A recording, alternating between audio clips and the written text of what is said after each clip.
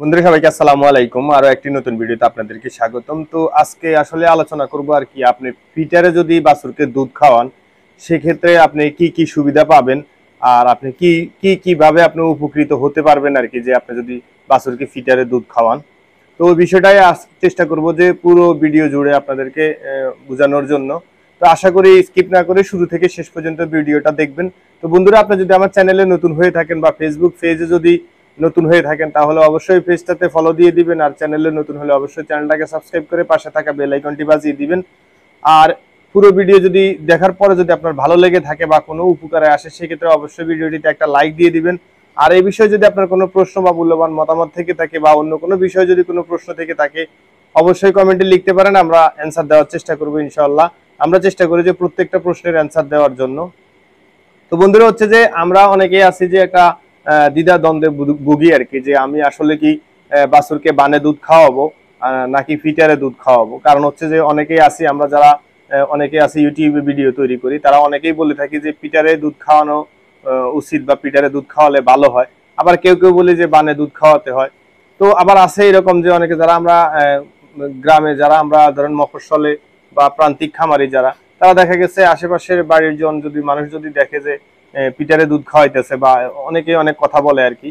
অনেকেই বলে যে এটা কি সিস্টেম, এটা একটা মানে আমি এরকম পর্যন্ত দেখছি যে আমাকে এভাবে বলেছে যে আল্লাহ হয়তো বা আপনার বিচার করবে যে আপনি গরুকে তার বাছুরটাকে তার মায়ের সামনে না নিয়ে ওকে আলাদা করে ফিটারে দুধ খাওয়াচ্ছেন, এটার জন্য আপনাকে দায় দিতে হবে, মানে অনেক কিছু আর কি।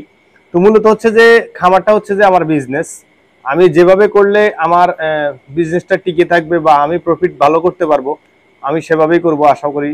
আর বিভিন্ন দেখেন আপনার বাইরে যারা খামার করছে বা দেখা গেছে বিভিন্ন দেশে বা আমাদের দেশে বড় বড় খামারগুলো আছে তাদের, তারা বেশিরভাগই হচ্ছে যে পিটারে দুধ খাওয়ায়। এবার পিটারে দুধ খাওয়ালে আপনার সুবিধা কি হবে বা অসুবিধা কি হবে যদি পিটারে না খাওয়ান, সেটাই আমি আপনাদেরকে পুরো ভিডিওতে একটা ধারণা দেওয়ার চেষ্টা করব। আশা করি উপকৃত হবেন আর কি, আর অবশ্যই সাথে থাকবেন। তো মূলত হচ্ছে যে ফিটারে দুধ খাওয়ালে, যেমন কি আমি ধরেন একটা কথা, আমি বানে দুধ খাওয়াই। হ্যাঁ, তো বানে দুধ খাওয়াই, আমি দুধ খাওয়ানো দেখা গেছে প্রথমে বাচ্চাটা আমি বাছুরটাকে ওর মার কাছে নিয়ে যাই, এরপরে গাভীটার কাছে নিয়ে যাই, নিয়ে যাওয়ার পরে যখন বাছুরটা বান টেনে দুধ খায় সেক্ষেত্রে বাছুরটা মানে গাভীটা ফানায় আর কি। ফানানোর পরে আমি দুধ দোয়ানোর পরে দেখা গেছে আমি পুরো দুধটা বের করে নেই। বের করে নেওয়ার পরে দেখা গেছে কতটুকু দুধ আছে আসলে বানের ভিতরে এটা বোঝা মুশকিল। তো সেক্ষেত্রে হয় কি যে দেখা গেছে আমার বাছুরটা ওর যদি বডি ওয়েট হয়ে থাকে ধরেন আপনার 30 কেজি, নর্মালি সে মিনিমাম 3 কেজি সারাদিনে দুধ পায় আর কি। কিছু কিছু ক্ষেত্রে আমরা আরো বেশি দুধ খাওয়াই, যেমন কি আমরা আমাদের একটা বাছুরকে বর্তমানে ইনশাল্লাহ মাশাল্লাহ আমরা প্রায় 7 কেজি দুধ খাওয়াচ্ছে প্রত্যেক দিন। তো আসলে বাছুরটার গ্রোথ কিরকম হয়েছে বা হবে বা বাছুরটা ভবিষ্যতে কি হতে পারে সেটা নিয়ে আপনাদের জন্য একটা ভিডিও খুব শীঘ্রই তৈরি করব। আশা করি চ্যানেলটিকে সাবস্ক্রাইব করে পাশে থাকবেন আর কি। তো দেখা গেছে অনেক সময় বানে যদি দুধ না থাকে বা যদি সর্বোচ্চ আপনার দেখা গেছে বাছুর যদি আধা ঘন্টা যদি আপনি টেনে দুধটা খায় সেক্ষেত্রে হয়তো বা সে সর্বোচ্চ 1 কেজি দুধ পাবে।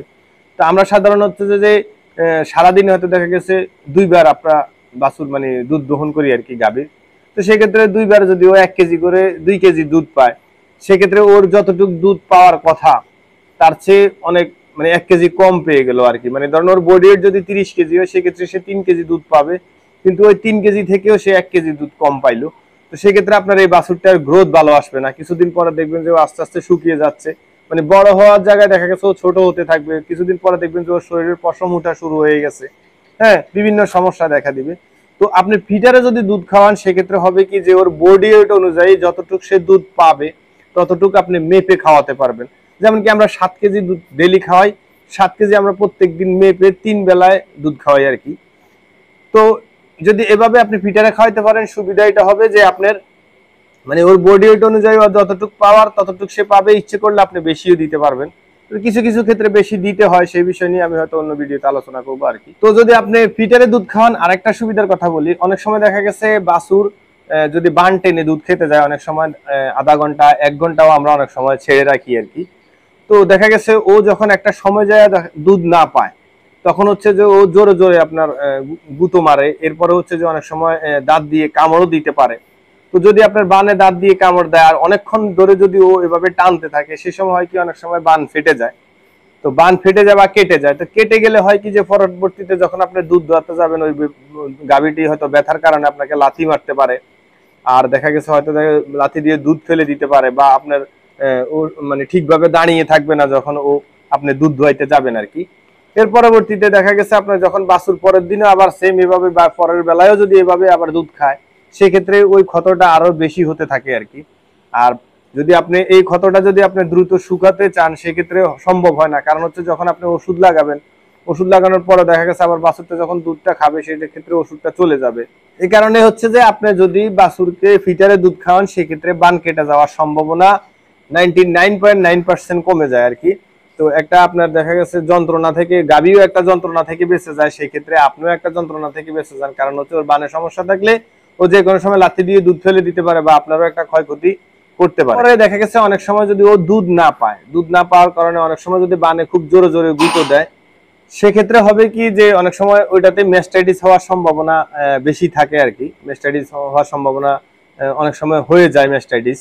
তো এই কারণে হচ্ছে কি, মানে ধরেন আপনার যখন বানের মধ্যে গুঁতো দেওয়া শুরু করবে বা জোরে জোরে গুঁতো দিবে, সেক্ষেত্রে কি যে বানের ভিতরে যে টিস্যু গুলো আছে এগুলো অনেক সময় ফেটে ইনফেকশন হয়ে যায়। ইনফেকশন হলে তখন দেখা যায় যে ম্যাস্টাইটিস হওয়ার সম্ভাবনাটা বেড়ে যায় আর কি। তো এই কারণে ফিটারে দুধ খাওয়ালে আপনি উপকৃত হবেন।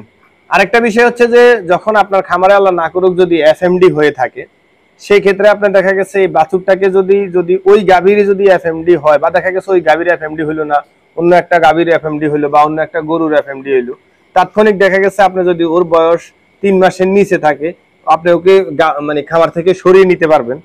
আর একটা বিষয় মনে রাখবেন, যখন আপনি ওর মার কাছ সামনে ওকে কখনো নিবেন না বা পিটারে দুধ খাওয়াবেন, তখন ওই সময়টা যদি ওকে বাছুর থেকে মানে মা থেকে আলাদাও করে ফেলেন, সেক্ষেত্রে কোনো একটা এফেক্ট পড়বে না। কারণ হচ্ছে যে আপনার সাধারণত হয় কি যে যদি আপনি বাছুর দিয়ে সবসময় দুধ পানান আর কি, তখন সেক্ষেত্রে যদি ওই বাছুরটাকে যদি ওর মার কাছে নিয়ে না আসেন, সেক্ষেত্রে ও দুধ পানাবে না। তো না পানাইলে হবে কি যে আপনি বাধ্যগত হয়ে ওই বাছুরটাকে ওর মার কাছে নিয়ে আসতে হবে। তো সেই কারণে যদি কোনো কারণে যদি ওর মায়ের ভিতরে এই জীবাণুটা ঢুকে থাকে, মানে দেখা গেছে হয়তো এখনো ওর সিমটমটা দেখা দেয় নাই, কিন্তু আপনি বুঝতে পারেন নাই যে ওর হয়তো এখনো সিমটম দেখা দেয় না, যেহেতু মনে হয় এর হয় নাই, হয়তোবা দেখা গেছে ভাইরাসটা ওর শরীরের ভিতরে চলে গেছে। চলে যাওয়ার কারণে হবে কি, ওই দুধটা যখন খাবে, ওই দুধটা খাওয়ার পরে ওকে মানে ধরেন এফেক্ট করে বসবে, তখন দেখা গেছে আপনার ও মারা যেতে পারে। কারণ হচ্ছে যে আপনার 3 মাসের নিচে যে বাছুরগুলো আছে, এগুলা যদি আপনার এফএমডিতে আক্রান্ত হয় সেটা বোঝা মুশকিল। হঠাৎ করে দেখবেন যে ওই বাছুরটা চলতেছে ফিরতেছে দুধ খাইতেছে, হঠাৎ করে পড়ে গেছে, পড়ে যায় অ্যাক্সিডেন্ট হয়ে যেতে পারে আর কি, বা হয়ে যায় আর কি। তো তখন যদি আপনি আগে থেকে যদি ওকে যদি আপনার ওর মায়ের সাথে সামনে না নিয়ে যান, বা দেখা গেছে আপনার বানে দুধ না খাওয়ান, সেক্ষেত্রে আপনি অন্য কোথাও নিয়ে যদি ওকে দূরে কোথাও নিয়ে যান, সাধারণত এফএমডি হইলে আমরা 3 মাসের নিচের বাছুর যেগুলো এগুলোকে দূরে কোথাও নিয়ে যেতে হয়, খামারের আশেপাশে রাখলে হয়তো বা ওরাও আক্রান্ত হইতে পারে আর কি। আর যদি আপনি ওর মার যদি দুধটা ওকে খাওয়াইতে যান, সেক্ষেত্রে ওর মার দুধের মধ্যে যদি বা মার শরীরে যদি ওই ধরনের ওই ভাইরাসটা যদি আপনার জীবাণু থেকে থাকে, তাহলে ওকে সবার আগে মানে অ্যাটাক করবে আর কি। তো এই কারণে হচ্ছে যে ওকে যদি আপনি অন্য কোথাও নিয়ে যান, অন্যভাবে যদি অন্য কোনো গরুর যদি দুধও খাওয়ান, বা অন্য খামার থেকে কিনে এনেও যদি খাওয়ান, বা দেখা গেছে পাউডার দুধ কিনেও যদি আপনি ওকে খাওয়ান, সেই ক্ষেত্রে ও শান্ত থাকবে, মানে ওর মানে ক্ষয়ক্ষতি হওয়ার সম্ভাবনা অনেকটাই কমে যাবে। কারণ হচ্ছে যদি আগে থেকে যদি অভ্যাসটা না থাকে, তখন আপনি ওকে যখন সরাইবেন, তখন ও মানে ছটফটটা বেশি করবে, চিল্লাচিল্লি করবে। এমনও আমরা দেখছি আমাদের খামার যখন প্রথম এফএনডি হয়েছিল, তখন আমরা 3টা বাছুর খামার থেকে সরাইছিলাম, কিন্তু ওদের চিল্লা নিয়ে আশেপাশের মানুষ মানে সারা দিন রাত একটা না একটা চিল্লাইছি। তো এটা থেকে অন্তত মুক্তি পাবেন, বা বাছুরটাকে হয়তো বা রক্ষা করতে পারবেন আর কি, যদি আগে থেকে এই অভ্যাসটা করে থাকেন।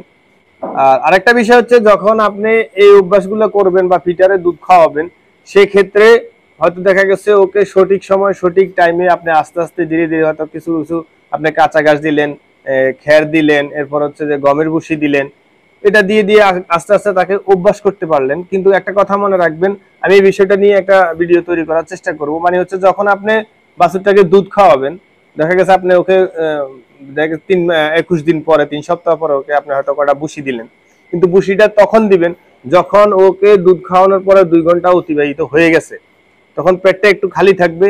ও ভুসিটা দিলে হয়তো ভুসিটা আস্তে আস্তে চেটে চেটে খেয়ে একটা অভ্যাস হয়ে যাবে আর কি।